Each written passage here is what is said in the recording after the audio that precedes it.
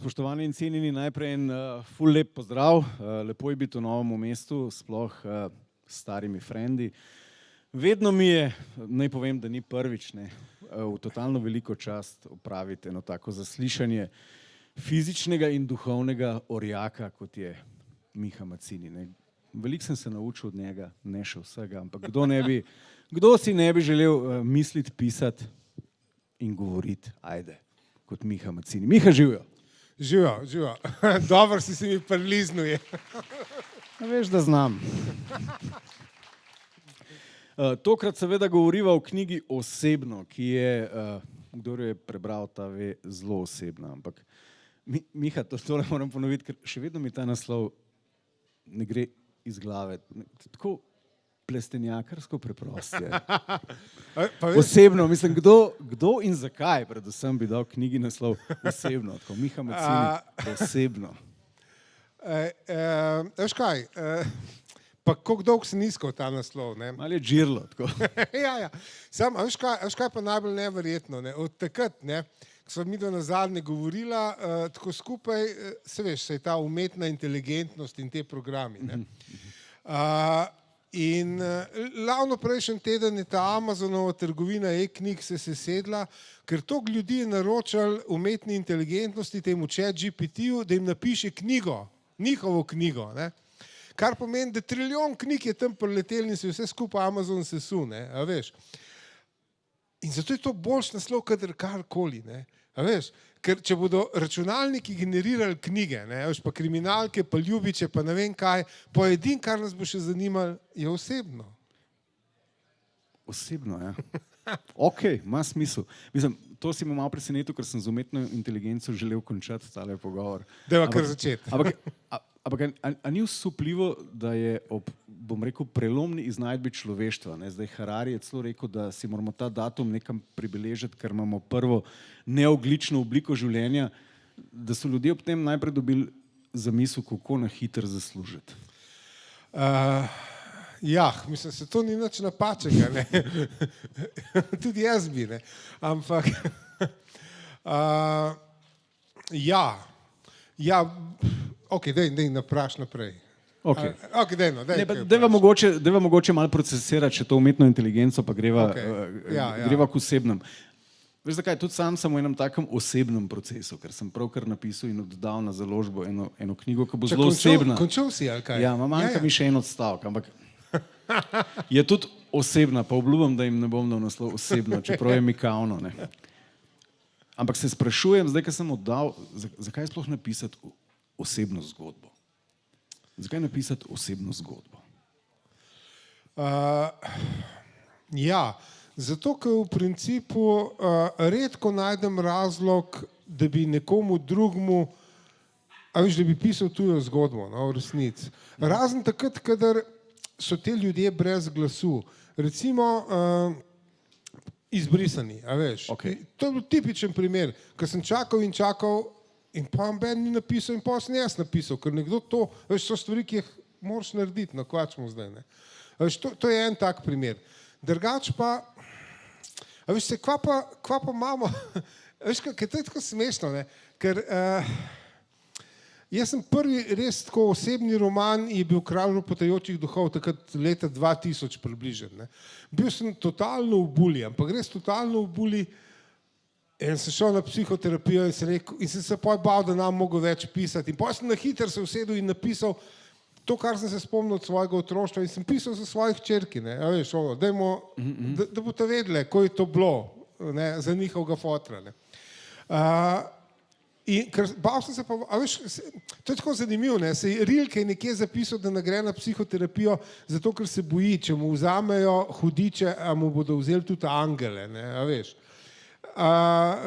In seveda vsi dokazi kažejo, da je nasprotno, ne, a veš, s tem, da svoje probleme obdelaš nekje druge, si boljši v literaturi, a veš, ker ti literatura ni neko zdravilo. Ok, ampak lahko je tudi dvorezni meč, ne. A si se kdaj ustrašil, recimo, a priznavava, da je take vrste pisanje na nek način tudi malo samoterapevtsko? Pa v principu, a veš kaj, na nek način je celo bolj samoterapevtsko pisanje kolumen, v tem smislu, da te nekaj razjezi ali pa na nekaj trzneš in potem oblikuješ nek tekst, ki ga je treba zelo hitro napisati, ki ga je treba pa zelo hitro oddati, a veš, ker je tako pač časopisno. In s tem pisanjem ti izčistiš svoje misli, tako da do nečesa prideš. Ne? To razumem, ampak želel sem reči, pač ti pišeš neko osebno knjigo, noter osvetliš neke svoje demone tam po kotih. Ne? A se nikdar ne ustrašiš, da mogoče če zginejo, pa ne boš to več ti? To je ta Rilkeva dilema, a veš. Ampak tle v bistvu, kakor je bila moja izkušnja, pa kar sem govoril z drugimi ljudmi, ne, a veš, tle sta v bistvu dva grozotna strahova, preden se človek loti tega ukvarjanja sam s sabo pa s psihoterapijo.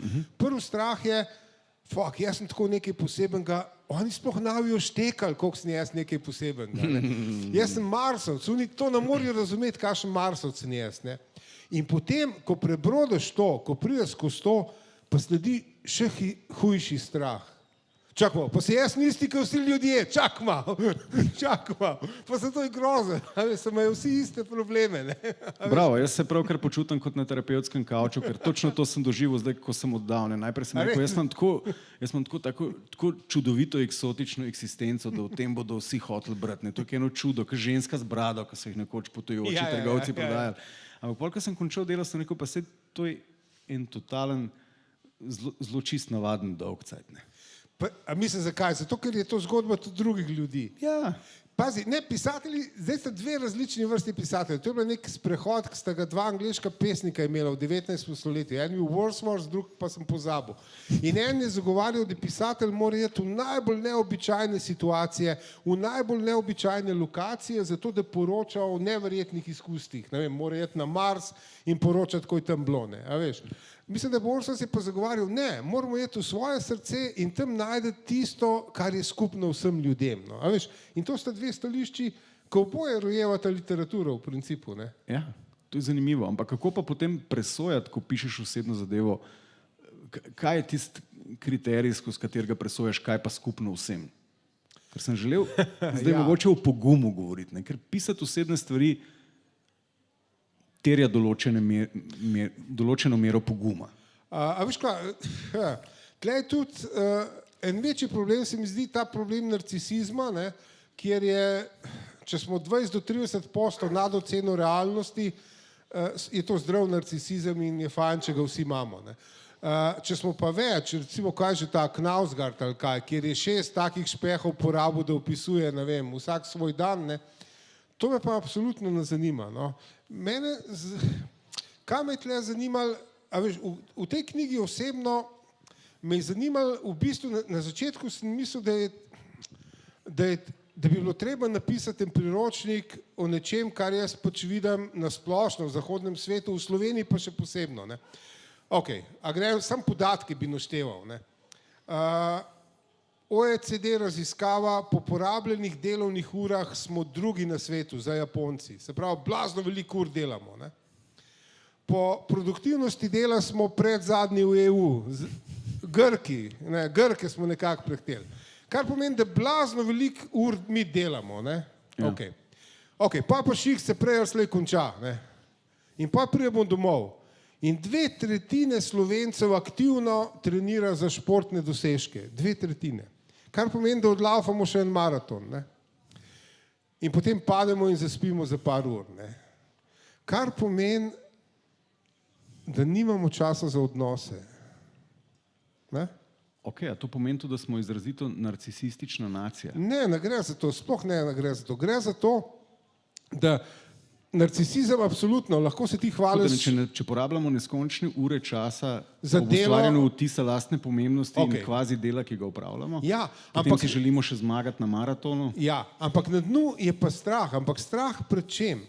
Ja, to povej. Strah pred tem, da ostaneš sam s sabo in da nimaš kaj početi. Horor. Strah pred tem, da ostaneš sam s svojo partnerko ali partnerjem. A bo televizijo gledala? Ne, kaj bomo pa skuhali danes? Tak, ne. In še nekaj je, preostanek časa, sem pozabil, prej se opravičujem, je pa preko vseh meja ukvarjamo se z otroci in se urinemo v njihova telesa in življenja. Pisala sva slovenščino, vprašana sva bila angleščino. Kdo je bil vprašan angleščino, hudiča? In sam ta beg, da niso v svojem telesu in da niso v odnosu z drugim, ker smo pa socialna bitja. Veš, mislim, lahko je biti, evo, v knjigi osebno opisujem, ker sem jaz šel meditirati, tam za 10 dni sem klečal pri budistih. In potem je tam en spoznal in reče, če me lahko pele do Ljubljane in zdaj mi dva kreneva. In on meni razlaga to zgodbo, da je, ne vem, 10 let je klečal v neki votlini gor v Nepalu in se je razsvetlil totalno. In je ugotovil, da je razsvetljen, jaz sem razsvetljen. In potem je krenil domov in že tam v Delhiju se je na smrt skregal z enim taksistom, ki ga je hotel nategniti. Kar je nauk je, da če ste vi sami v votlini, ste lahko svetnik, to ni težko. Ni problema biti razsvetljen, če ste sami doma, ne. Ampak v odnosu, to je pa problem, ne. Ampak ljudje smo bitja odnosa, veš. In ta strah pred odnosi je totalen. No. V Sloveniji po teh podatkih, po podatkih o športanju, po podatkih o delovnih urah, po podatkih o gnavljenju otrok smo vodilni, ne. Kar pomeni se, pač vodilno bojimo odnosov. Ne. Zato sem jaz hotel napisati knjigo o odnosih. Ne. Pa je pa prišlo do debakla v mojih lastnih odnosih, pa sem pa to združil osebno. Ne. Osebno, ja. A bi mogoče pojasnila ta nek osnovni zaplet zgodbe? Mislim, meni moram reči tako, Miha, ti si bil vedno moj heroj na nek način. Ne? In ko smo ravno pri tem osebnem, ne? Daj vam mogoče še eno predvprašanje. Ne?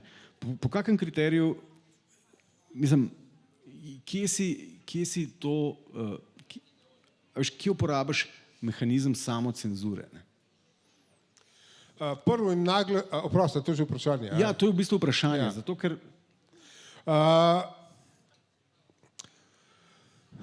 Če prizadem sebe, mi v literaturi ni problema, ampak nikogar drugega pa nočem prizadeti. Ne. Kar pomeni, da v bistvu sem to, da povem to zgodbo, sem pač otrebujo vseh tega, da bi kdo koga spoznal, pa bla, bla, bla. No, s tem sem se res veliko ukvarjal. Ne. Da je zgodba jasna, da so odnosi jasni, da so te bližine in oddaljenosti, se pravi odnosi, da so jasni, zato se mi je šlo totalno. Za te neke osebne stvari meni ni problema, ampak za vse drugo sem pa dejansko zelo pazil. No, to pa res ne bi rad. No. Ker nekak začetek zgodbe je, da te punca pusti 6-krat zapored. Ne? 6-krat, ja. Spoštovanje in ceni 6-krat zapored. Ja. In to ne pri 17. Ja, ampak pri nekaj in 50. Ja, tako ja, precej letih. Ne.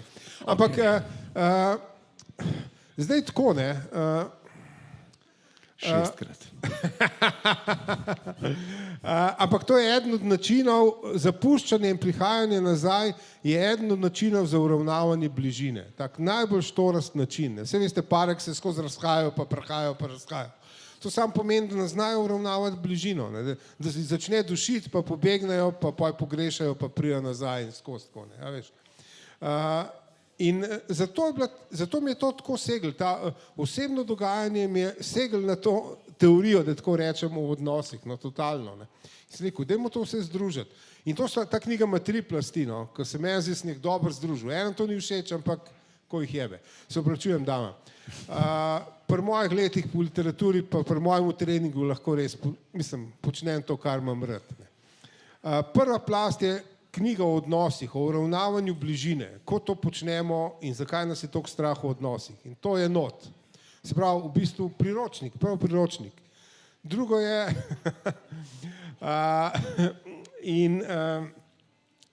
ta moja neka osebna zgodba, to so primeri pač, ne. Tis bila teorija, to so pa primeri.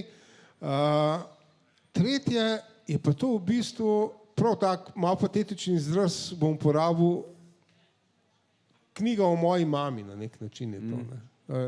Po stari mami. Po stari mami, ja. Ampak bolj otroštvo je bilo bolj knjiga o stari mami, to je pa knjiga o moji mami. Ne. Ko me je enkrat v življenju pogledala kot človeka in je bil zdaj čas, da jaz ta pogled vrnem in jo pogledam kot človeka. Ne. In to je v tej knjigi. Wow.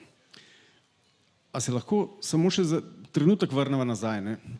K tistemu, pred nadaljujeva zdaj to tvojo potjo in bom rekel tem imenitnim naborom sredstev za samoregulacijo oziroma samo poboljšanje. Tole me še zanima, kaj avtor tvega še pri razgaljanju osebnega. Prej si ti omenil, da bližnjih ne omenjaš. Obstaja pa še en drug pogled bližnjega, o katerem sem jaz premišljal, medtem ko sem tipkal svojo zadevo. To je tisto, se veš, kot poklicni oblikovalec besede z lahkoto nategnem marsikoga. Težko pa nategnem ravno bližnjega. In to je bilo kar eno tako vodilo pri mojem ustvarjanju, kako bodo pa to prebrali tisti moji bližnji, ki in če bodo to brali. Ja. Zdaj to me zanima, kako si to reguliral. Te probleme sem jaz imel ful let nazaj, takrat sem še vedno mama še živa, recimo.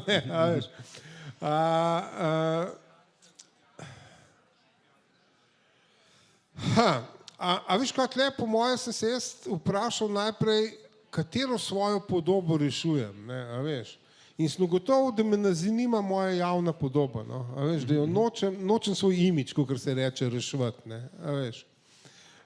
Hočem pa biti pošten do svoje, rečemo temu, notranje podobe, a veš, pa valjda ti nedosegljiva tudi, kar je Jung imenoval senčnata podoba, ampak okej, ampak, in to mi je bil glavni kriterij, a veš, da se ne pretvarjam tam, ne vem, kakšen frajer sem, pa ne vem kaj, a veš, ampak, povemo, kva smo zdaj. Zanimivo mi je pa to tvoje popotovanje, kar si pravzaprav uporabil za hrbtenico te knjige. Zdaj imaš ti ta neki izhodiščni problem, da te punca pusti 6-krat. Razen, če nisi naložil. Ne 6-krat. Presežeš. Presežem 6-krat. Ok, 6-krat, skratka. Zdaj, če bi bil mutant, bi pokazal z eno roko, 6-krat. No, in pol greš ti, da jaz to, čeprav razumem in da pojasnim, ne bom špilferderber, ne bom izdal cele knjige, ampak pogreš ti na Facebook in tam Marjanca vprašaš, ti Marjanca, jaz sem zdaj globoko v kurcu, se opravičujem damam, kva bi pa jaz mogel narediti, da bi bilo meni bolj. In potem razne Marjance tam te predlagajo in kup new agerskih pristopov. Ja, ljudje, ki so me videli vsega sesudga, vsak je najprej takoj nekaj predlagal čudežno zdravilo.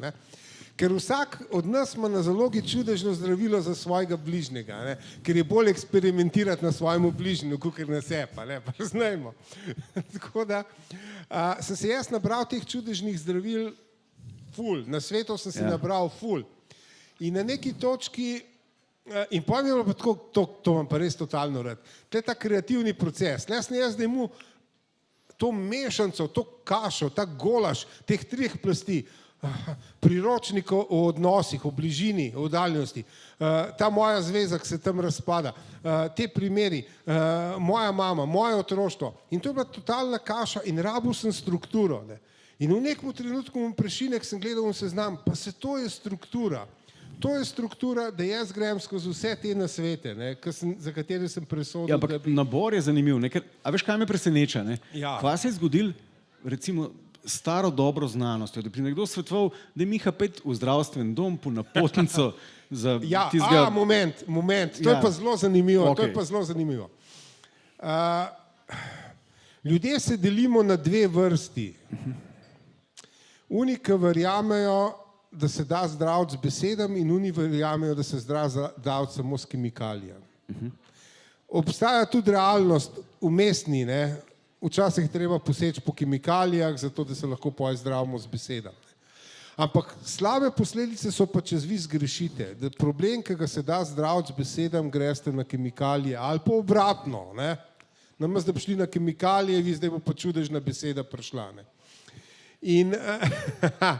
In meni je bilo jasno, če v slabem stanju jaz grem,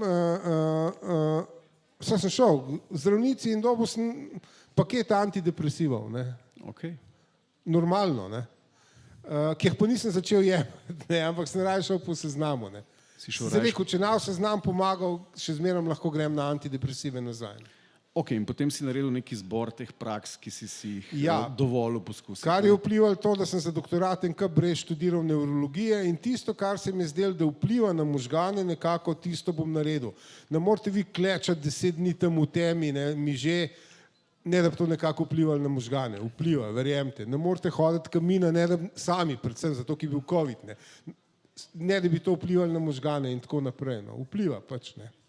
Recimo šloganje pa tega, to sem pa vse ščrtal, ker se mi je zdel, da ne.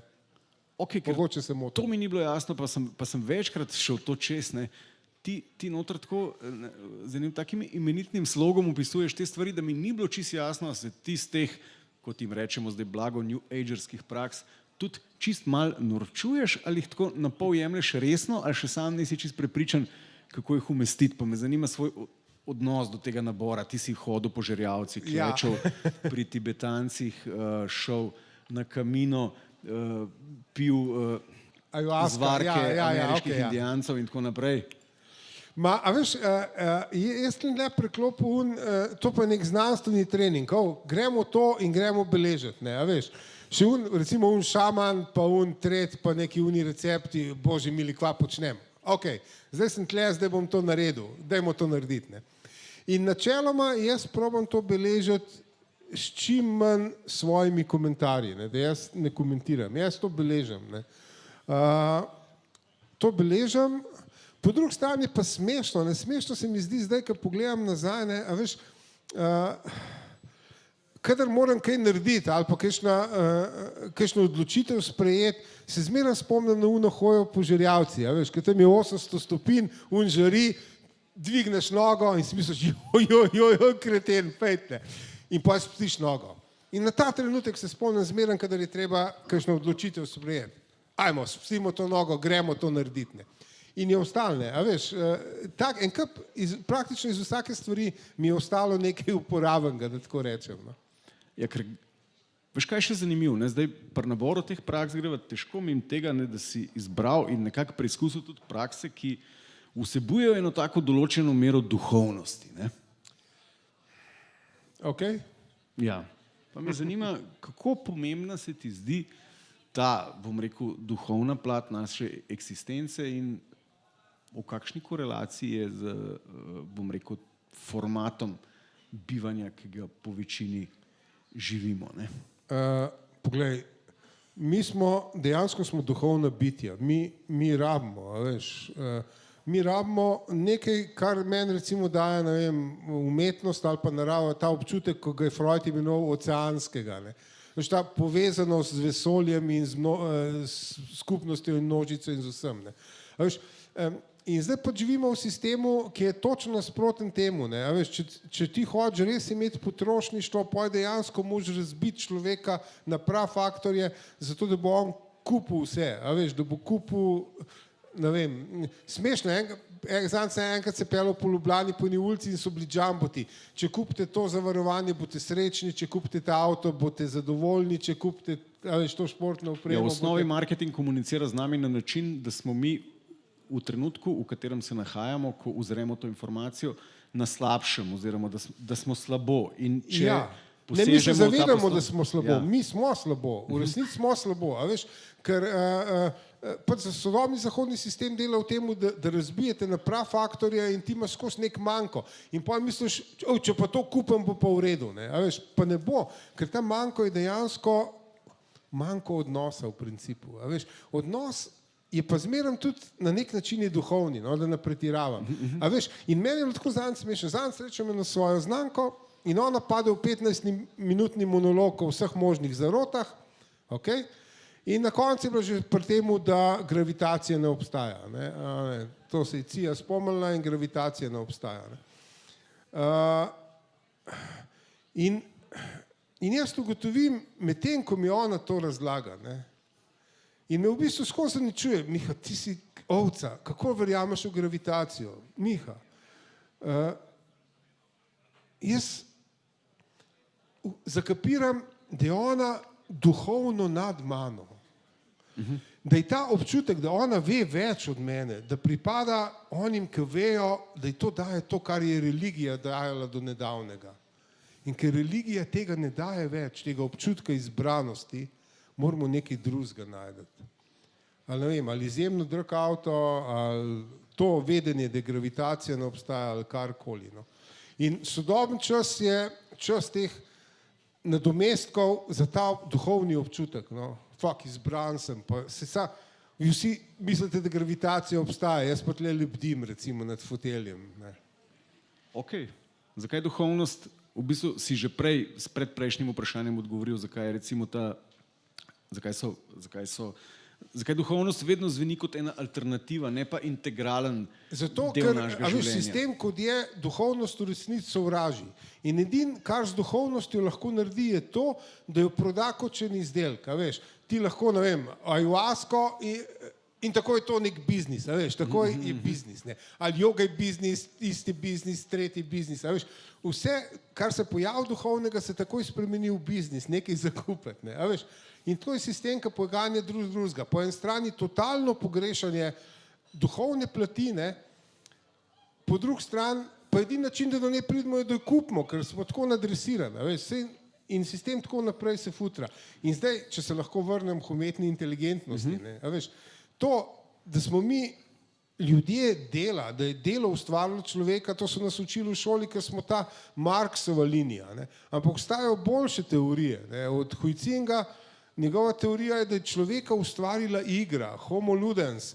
Človek se igra in je kreativen. Ne? In potem ta isti človek ustvari računalniški program, ki bo pisal romane pa pesmi, se pravi, ampak ne bo pa, ne vem, obračal nepokretne v bolnicah ali pa nekaj zidov, ampak ne bo delal, ampak bo ustvarjal, kar je nonsens totalen.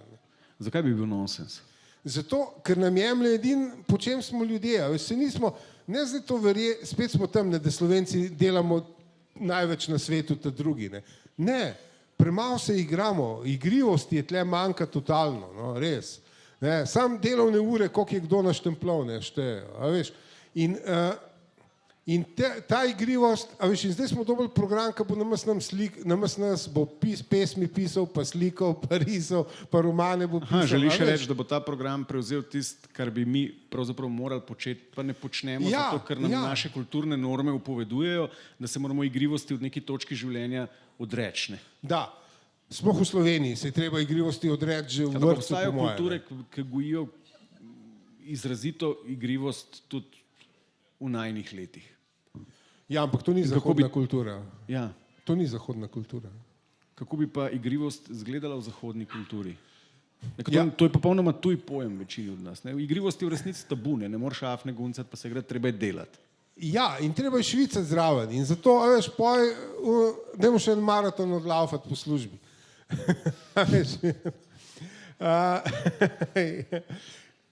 Dejva, mislim, ne, da smo tle nekaj zabluzali. Mogoče dajmo jasno in glasno povedati. O tem imam jaz eno predavanje, recimo, ki se imenuje Zakaj smo tako nesrečni. Ne? Pa ni prav veliko kandidatov, ljudi ne zanima. Ampak kako se meri uspešnost družbe? Kako se meri uspešnost države? Kdor ima višji BDP zmaga, a je tako? Ta bruto družbeni dohodek. A je tako? A sem kaj narobe rekel? Tako je. No, zdaj imate čas, da rečete ne. Ok, ki ima višji BDP, je zmagal. Kva pa šteje v BDP? V BDP štejejo izstavljeni računi. A je tako? Tako je.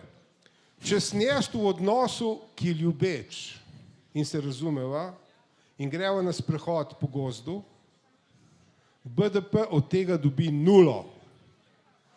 In človeka, ki sta v ljubečem odnosu, sta največja škodljivca BDP-ja. Uničujete državo, to vam mora biti jasno.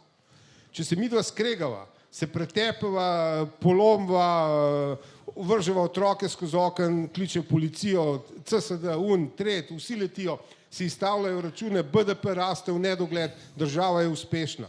Bolj ste nesrečni, bolj je uspešna država. Tak kriterij so izbrali in to vam mora biti jasno. Evo, zdaj sem pa čist podivjal, se upravičujem. Ne. Zdaj so odprla šele prave teme. Ok, glede na to, da tvoje dela v resnici naslavljajo zdaj težave, ki so nam v veliki meri skupne in si jih pravkar omenil in si tudi najdu povezavo, jim lahko zdaj od zdaj naprej rečemo, da so to sistemske težave. Absolutno so sistemske težave. Da je ta naša nesreča sistemsko orkestrirana. Kaj bi bil prvi korak pri tem, ker veš, kaj pa jaz opažam, da v resnici imamo mi kljub naši kolektivni nesreči eno blazno potrebo, da drugim ljudem upovedujemo, da smo pa neskončno srečni. Če greva midva zdaj na družbena omrežja, bova tam videla en kup totalno srečnih ljudi, ki poleg tega, da so totalno srečni, še generirajo totalno pozitivne statistike, kar zadeva BDP. A veš, ki slikajo hrano, pa nov avto, pa ne vem, kaj slikamo. Ne? A veš, ker je srečnega trenutka na sred gozda, se ga ne moreš slikati, resnica. Ok, slikaš v neveje. Vsi rekli, kva pa je zdaj s temu. Ne? A veš, je smešno. Ne? Pa za stonso. Pa nekaj, dajte zdaj, če še niste šli na morje, ne? Ko greste na morje po različnih državah, je tako fajn gledati, kaj ljudje prinesejo na plažo. Ne? In jaz sem evropske države kar pregledal. Ne? In pa se veste, Italijani prinesejo hrane, kada ne vem, bodo stradali tam, ne vem, 10 dni bodo tam stradali. Ni pa naroda, ki bi prinesel več športne opreme, kot Slovenci. Ker pogledajte, pa en sup, pa en jadro, pa en to, pa en ta, pa 10 šnorklov, pa tretne. Je zelo zanimivo, no? Ampak pogledajte, in BDP raste, tudi na morju raste. Ok, ti si antropolog vsakdanjega življenja. Ne? No to je to, o čem zdaj govorim. To je to, ja. Odlično. Ne? Zdaj, a veš, zakaj pa bil človek evolucijsko ustvarjen? To je ena zelo zanimiva debata, ki sto je imela ta Sagan, tak je še zdaj zelo znan, se je že dolgo mrtev, ampak nekaj njegovih knjig je ta Vesolje, pa to, no, ta popularizator umetnosti, tam v 60-ih letih. Pa en drug se ga pa, se pravičujem, naspomnim se zdaj, ko se je pisal. In to je bila razprava in Sagan je zagovarjal o tem, da evolucija teži proti tem, da so stvari zmerom bolj kompleksne in nivoji zmerom višji in zato je človek ratal in zdaj bo nekaj še več ratal in tako naprej. Medtem, ko je on drug zagovarjal, da evolucija je že ustvarila najbolj popolno obliko življenja in to so virusi pa bakterije. Vse ostalo so neke skretnice, ki bodo tako malo crkle in to je to. In to je zanimiv razmislek, veš, ker mi zmerom, nova verzija, veš, kar računalnik, zdaj pa nova verzija, veš, ljudje smo najvišja verzija živali, kao, ne, a veš, tako ne. Tako razmislimo, ampak ni nujno, lahko smo slepo črevo, mislim, kva pa veš, ne. Lahko smo slepo črevo, mislim, glede na to, da nismo, da naš vek ni tako dolg, pa govorimo, da smo že tik pred koncem. Ja, ko pa jaz vem, no. Dobro, ampak nek smisel je treba poiskati, ne pa neko vizijo. Valjda, ker ne moramo brez tega živeti, a veš, ne moramo brez tega živeti. Mislim, tako smo narejeni. In to je,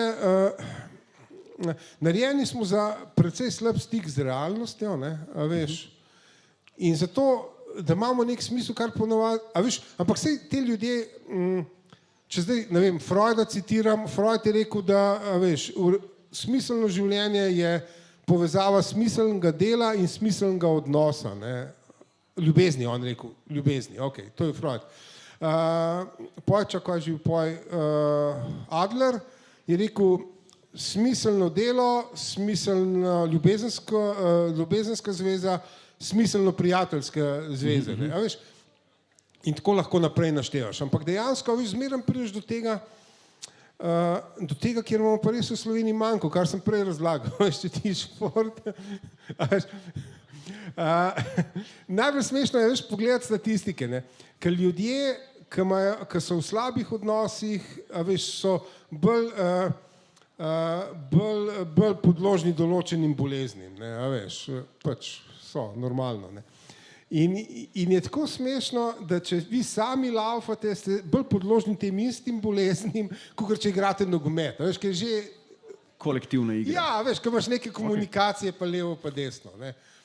Tako da jaz, če imam recimo en nasvet za vas, jaz sem tam, se napomnil, sem začel plavati rekreativno in moja velika napaka je, da sem šel zviševati BDP in sem kupil očala plavalna za 40 € in jaz zdaj tam plavam sam gor pa dol po liniji.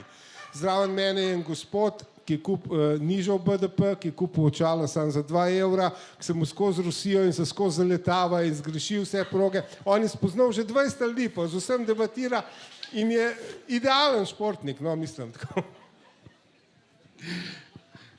Miha, ok, ne, ampak zdaj, če se spet vrnemo k tvoji knjigi osebno.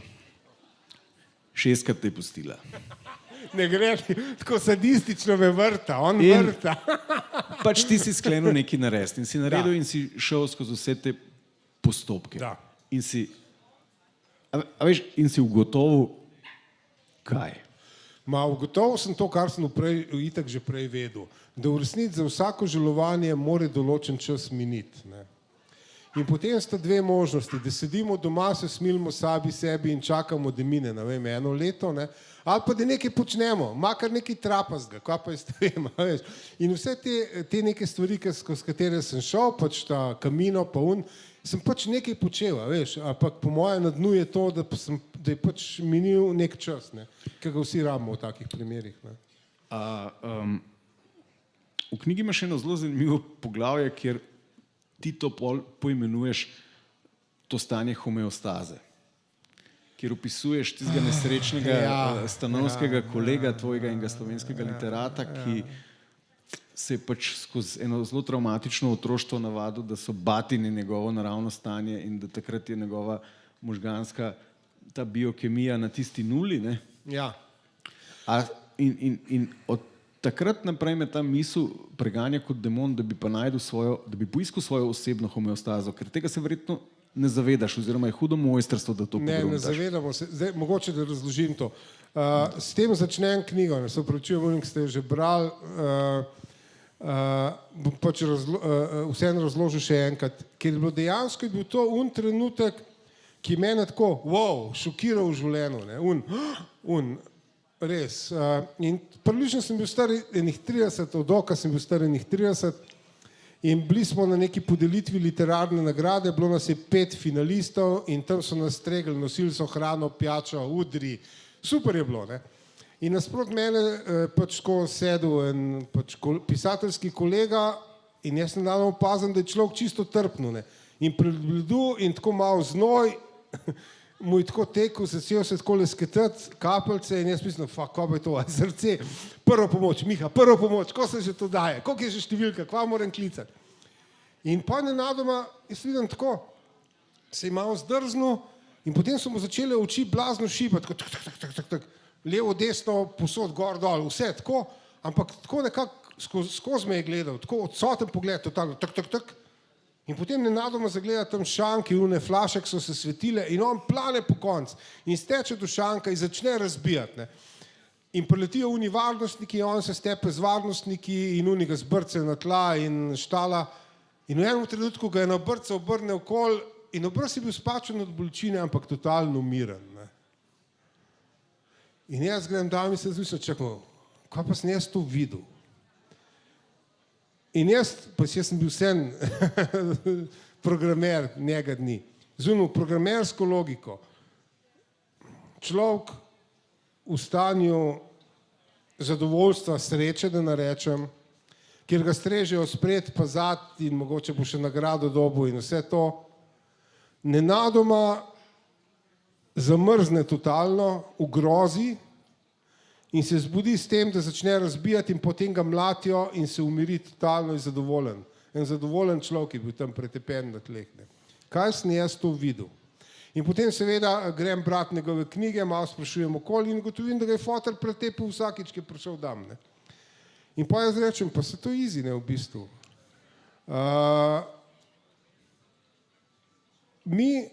In dejansko po študijem sem ugotovil, da sem v bistvu imel prav. Ne? Osnovno programiranje možganov se konča enkrat med 4. in 5. letom. Ne? In možgani se takrat zabeležijo to stanje, otrobijo en kup nevronskih povezav. Nikoli več v življenju jih nimamo toliko, kot jih imamo takrat.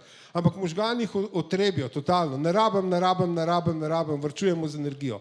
In pstijo tisto, kar pstijo, pa označijo ta nivo kemikalij v krvi in v možganih. Označijo homeostazo. Mi smo bitja homeostaze. Se možgani skozi vzdržujejo neke ta ravnotežja, pa pritisk, pa vse veste, pa kislost krvi, vse. In tako označijo tudi naše počutje, ko mora biti. Ne. In možgani to označijo, to je normalno stanje. No in to je to. Ne. In zdaj, če vi pridete iz stanja, ki je normalno za vas, v nekaj, kar je totalno nenormalno. Recimo, da se vam godi totalno slabo in nenadoma pridete v nekaj, kar je totalno dobro. ne boste zdržali, ker možgani padejo v totalno paniko.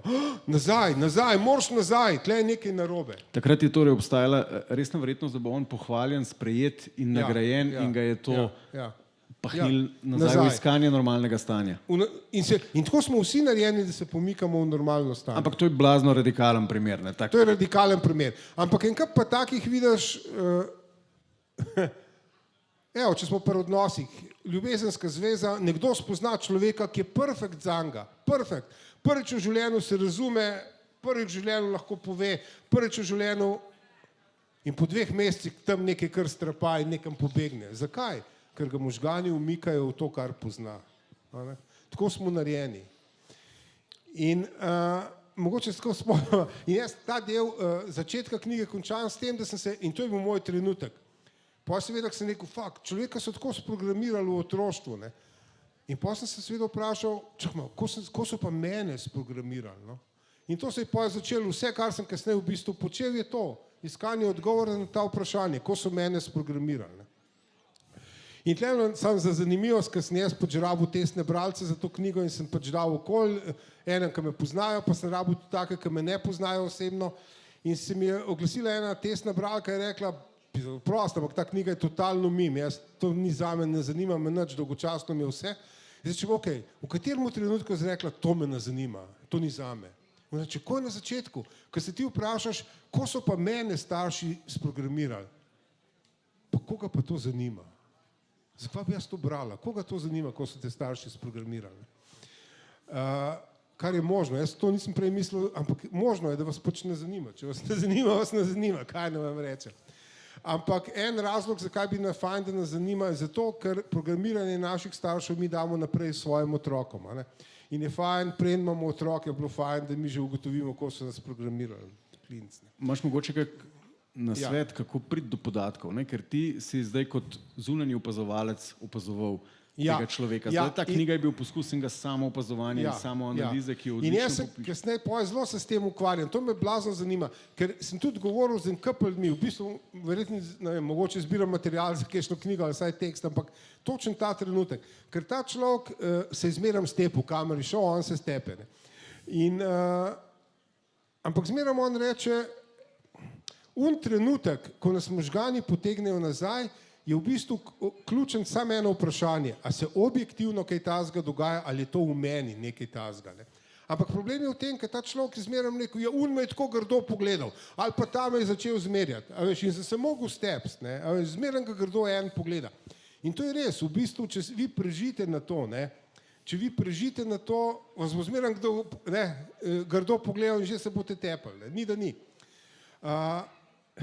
In to jaz, mislim, tle nimam nekega nasveta, razen tega, da ta moment, ko vas vleče nazaj v to, kar poznate, ne, je prvo to vprašanje, čakamo, ko se pa imam zdaj, a se imam bolj, kakor sem navajen, v principu. Ne. In potem si rečete, zdaj me bo začelo vleči nazaj in to bo pizdarja, se opravičujem damam.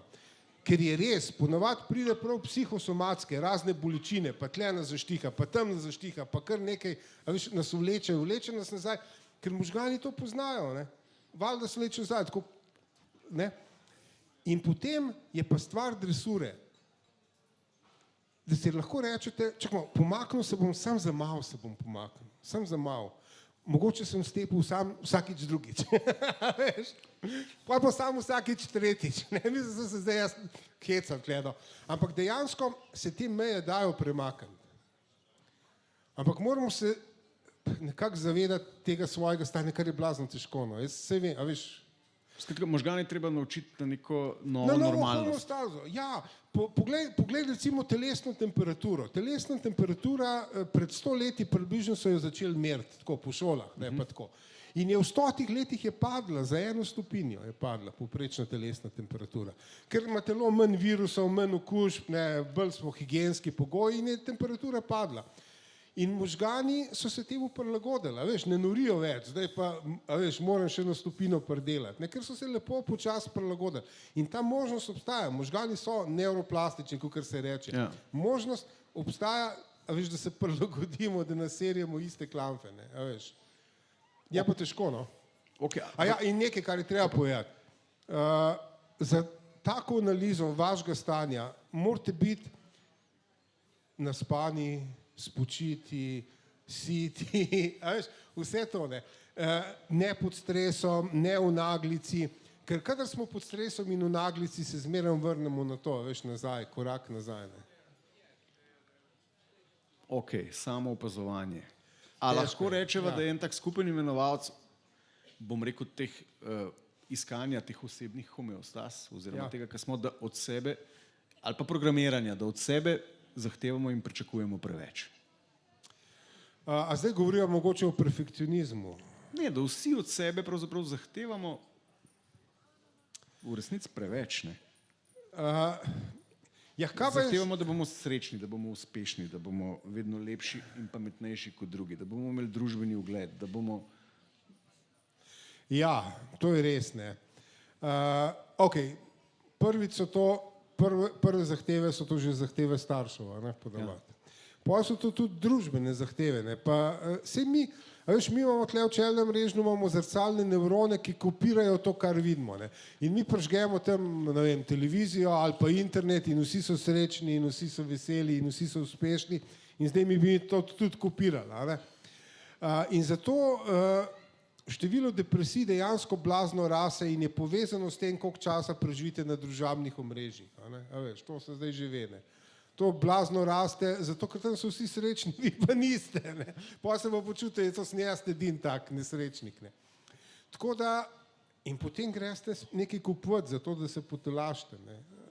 A veš, Korejci imajo en poseben izraz, ki se ga zdaj ne spomnim, ampak jaz zapisujem take fajne izraze, ki delajo 5 dni na teden, delajo od zore do mraka, pa še dalj, ne, v petek zvečer pa grejo in nakupijo traparije v takem znesku, da zapravijo vse, kar so med tednom zaslužili, ne, a veš. Se to tudi mi počnemo. Ja, Angleži se pa napijajo, a veš, kot krave, odvalijo se, ampak ne uno veselo, uno francosko, malo klepetajo, pa en kozarček, pa malo gricknejo, ne.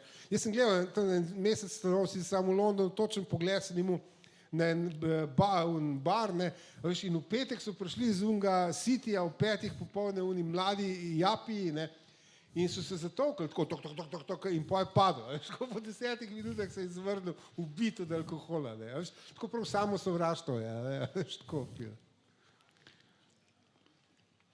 A greva k umetni inteligenci?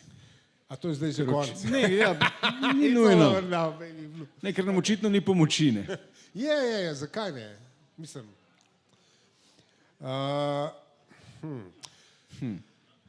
Ja, a veš kva, zdaj tako. Poglej, mi rabimo smiselno delo in smiselne odnose okoli tebe, ne. In smiselno delo, jaz kot pisatelj, jaz sem blazno vesel, a veš, ker kar dosti ljudi se mi je javilo po tej knjigi, a veš, da mi je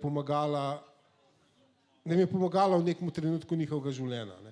Kar pomeni, nisem to sam zase naredil, ampak sem tudi za nekoga drugega, ker smiselno delo po definiciji vključuje tudi delo za nekoga drugega, ne. Resno. In to je blazna sreča v principu, ne. A veš, kaj, osnovna struktura sodobne zaposlenosti v zahodni civilizaciji načeloma je povprečje nekako tako, v Sloveniji je še malo slabš, Galupov inštitut to dela za cel svet. Mislim, da 11% zaposlenih je zavzetih v svoji službi, hočejo nekaj narediti, ne. 13 do 14% je aktivno saboterskih, se pravi, uničujejo vse, kar v njih 11% naredi. Preostalih 70% je pa v bistvu nevtralnih, ne. Prijejo se, poštempljajo in probajo nič narediti, ne. No, ampak ta nevtralnost je statistično normalna, ne. Ja, zato ker 70% je v populaciji tudi konformizma, ne, a veš, in po mojem se malo prekriva to, ne. No, ampak ta konformizem nas onesrečuje, sva že ugotovila. Zakaj? Ja, ne. A veš kaj, vse skupaj, s čimer se vsa civilizacija, sploh pa zahodna, ukvarja, je iskanje ravnotežja med individualnostjo in med skupino. Že Biblija se začne s tem. Veš, ampak naše skupinske norme nam pravzaprav zapovedujejo način življenja, ki je v osnovi skregan z našim dobrim počutjem. To sva že prej. To so ugotovili. Ja. In potem, a veš, In cel svet si prizadeva z marketinškimi orodji, z vojnami, z vsem, pravzaprav pospešiti in dvigati ravni tega BDP-ja, ki mu na nek način služimo vsi. In ponujajo ti lažni individualizem. A veš, recimo eno glas za iPhone je bil, kupite iPhone, pa boste nekaj čist posebnega. A veš, in to za napravo, ki so jih prodali, mislim, za 100 milijonov v prvi rundi. Če 100 milijonov ljudi to kupili, ne more biti 100 milijonov nekaj čist posebenega. No, je možno ob tem vedenju, v tem okolju, na ta način živeti eno človeka vredno spodobno in spokojno življenje in zraven zadovoljiti še ta kriterij, ki je izjemno pomemben in si ga prej omenil, da ko delaš, avtomatično služiš tudi drugemu. Poglej, so poklici, ki služijo drugemu, recimo čistilke, vzgojiteljice, varuške, učitelji. In zato, ker služijo drugemu, je zahodna civilizacija jih izbrala za najslabše plačane poklice, ker jih je treba kaznovati. Absolutno. Ne, glej, kdaj tabelo, jaz na predavanju pokažem tabelo najbolj plačanih poklicev in najbolj škodljivih poklicev in se prekriva škodljivih za družbo.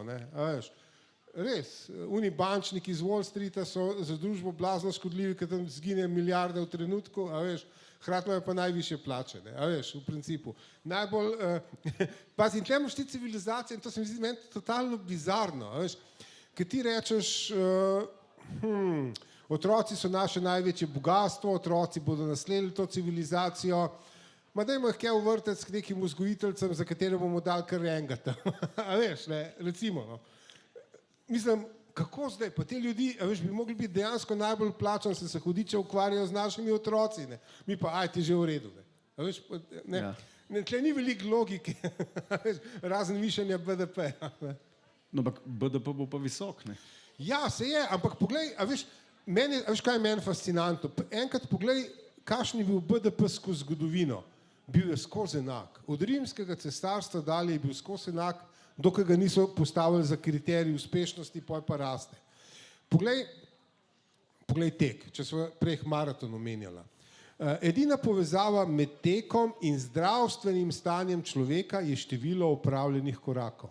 Najbolj med 12 in 16 tisoč korakov. In zdaj, če bi mi v športu, v teku merili število korakov, bi bilo to. Bi bila povezava z zdravstvenim stanjem jasna. Ta naredi več korakov, manj bo imel teh pa teh bolezni. Tle so pa začeli meriti čas, ker ni v čemer povezan z vašim zdravstvenim stanjem. In zdaj mi tekmujemo za čas, pri športu. In pa prijavali do vseh poškodb in do vsega slabega stanja. Ampak pa imamo fizioterapeute, ortopede, zdravstvene, rehabilitacije, toplice. In BDP raste. Ja. Da je to zdaj totalno depresivno. Ne bo depresivno. Ne, bog ne zdaj. Knjiga je precej zabavna, jaz moram reči. Ne, knjiga je dejansko precej zabavna. Jaz sem jo požrl dvakrat v šusu in jo, tako kot vse tvoje, če lahko malo reklamiram, toplo priporočam. Tako iskreno mislim to. Ampak greva zdaj k umetni inteligenci. Peva. Mene na nek način tudi malo navdušuje. A si naredil že ta preizkus, pa ChatGPT vprašal, kako bi se on recimo polotu stanja ob tvoji težavi? Ne, 6-krat. Ta knjiga je stala še pred ChatGPT-jem. Se res lahko zdaj post festum. Ja, bom vprašal. Ok, daj vprašanje. Ne, sem mislil, da si že vprašal. Ne, nisem vprašal, ampak ne, daj. Ne, lahko ti dam, mislim, kaj nam bo povedal o nas, umetna inteligenca? Zdaj imaš dva scenarija, ki vsi omenjajo. Oni pravijo, čez 2 leti se bomo v gozdu skrivali pred stroji. To je ta kataklizmičen vidik, ki hkrati vsebuje to idejo, da smo ljudje sami po sebi slabi, ker on se bo učil od nas in smo mi njegovi starši, tako rekoč. In pa imaš pa drugi vidik, ki pa meni osebno bližji, jaz pa namreč sem mnenjan, da vse omembe vredne stvaritve človeka in človeštva v celi antropogeni zgodovini so imele en dober namen. se pa lahko prelevi celo v bogane. A veš kaj, trenutna situacija je tako zelo zanimiva. Zdaj smo imeli v neki družbi nek pogovor in pojem reče, čakaj, kjer slovenski pisatelj je bil rojen v Ljubljani na Prulah? Jaz rečem, pojma nimam, ne, dajmo vprašati ChatGPT, ne, a veš. In on odgovori, ne vem, Jože Novak. Jaz tako gledam, rečem, kdo pa je Jože Novak, ne? In on, ja, pa to je znan slovenski pisatelj, ki je napisal to, pa to, pa to, pa to. In vse lažno, veš. Vse lažno, ne. In to je največji, trenutno je stanje umetne inteligence tako, da jo lahko uporablja človek, ki neko področje totalno obvlada, a veš. Da ko on skrene v laži, ne, a veš, ti vidiš, aha, skrenil je, ne, in takrat ga je treba prekiniti in vrniti še enkrat. Ker ko on, ki leze po teh nevronskih mrežah, če je zlezel, a veš, v bistvu je, kada se pogovarjaš skrajno narcisistično osebo, ki nikoli ne bo priznala, da se je zmotila. Ne. A veš, on skrene v Jožeta Novaka, ne. A veš, jaz mu rekel, tle mogo reči, stop, preveri podatke, grejo še enkrat. A veš. Ne, tako pa on naprej, ki je zlezel v Jožeta Novaka, bo pa on dokazoval, da je ta res, se bo zmislil vse, a veš, življenjsko zgodbo, pa njegove knjige in vse bo lažno, ne, a veš. Ok, kar je v redu, jaz to področje poznam in vidim, da on laže. Bolj zanimiv problem, ki se pa isto v tej družbi pokazal, je, da je pač seveda tam je ena povedala, da so otroci mogli pisati obnovo Hiše Marije Pomočnice in valjda to na Ben bral, ne. Ampak so vtipkali v ChatGPT, ne, veš, obnova Hiše Marije Pomočnice in potem so to prepisali na roke in so nesli trošici in trošica vsa vesela, ko otroci berejo in da petke in super. Pa starejša sestra od tega mulca opaz, čakmo, pa se ta obnova nima veze s to knjigo, ne, ker je on spet zašel, ne. A veš, in zdaj trenutno so v tej poziciji, da imamo nekega vajenca, ki je malo kretenski in ga je treba skozi popravljati. Je pa res, da prej ali slej se bo pa, a veš, naučil, ne. Ampak kaj se bo naučil? To je bilo to vprašanje. Ja, naučil se bo, pa sej neko, prosim, aha, smisel, da je, naučil se bo, pač ok, naše znanje se bo naučil. Je pa tudi res, a veš, ker mislim, da je Microsoft ali je Facebook pred leti že, Microsoft je pred leti že štartal ta program za umetno inteligentnost in so ga potem na hitro ukinili, ker so ga učili, so ga ob dokumentih na spletu, ne, a veš. In potem je sam se zmerjal in pizdu in totalen rasist je bil in vse, a veš, ker če pobere not cel Twitter, poj, a veš, ne, najbolj prijazno bitje na svetu. Okay, ampak, a veš, sej, on bo kmalu zelo inteligenten, ne? Zdaj pravi, da je na ravni tam, da ima IQ približno 150, ne? Ampak pravi, da naslednja iteracija bo imela 10-kratnik tega in bo pogrunto. Okay. To je zelo enostavno reči, verjetno tudi večino serverjev tega sveta zasedajo eni tiči pornografije, ne? Ja, ne moramo zdaj človeštvo zreducirati na orjaškega tiča. Ne? Čeprav bi ga en zelo primitiven organizem, ki bi prišel preučevati, kdo smo in bi sklepal po naših serverjih, bi rekel, to so ta bitja se ukvarjajo s tiči. Dick pic. Ja, ok.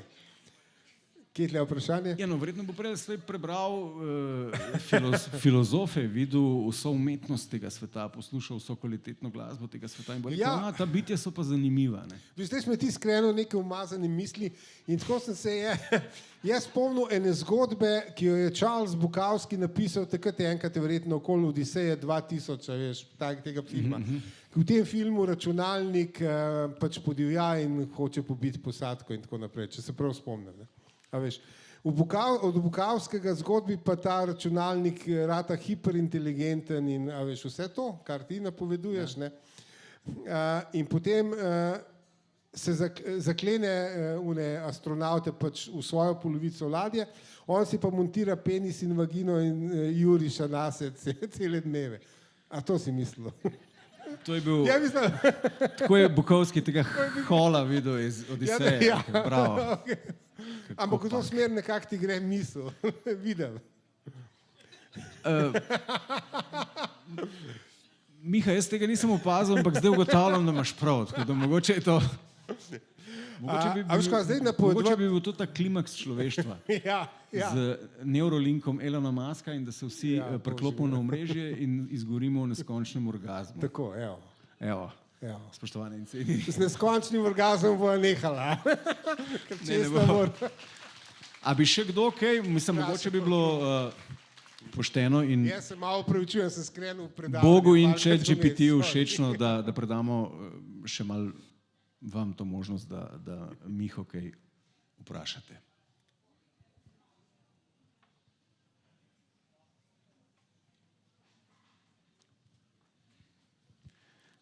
Dragi Miha, mislim, da so povedali vse.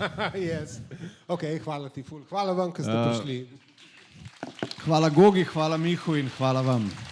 Lep večer še naprej.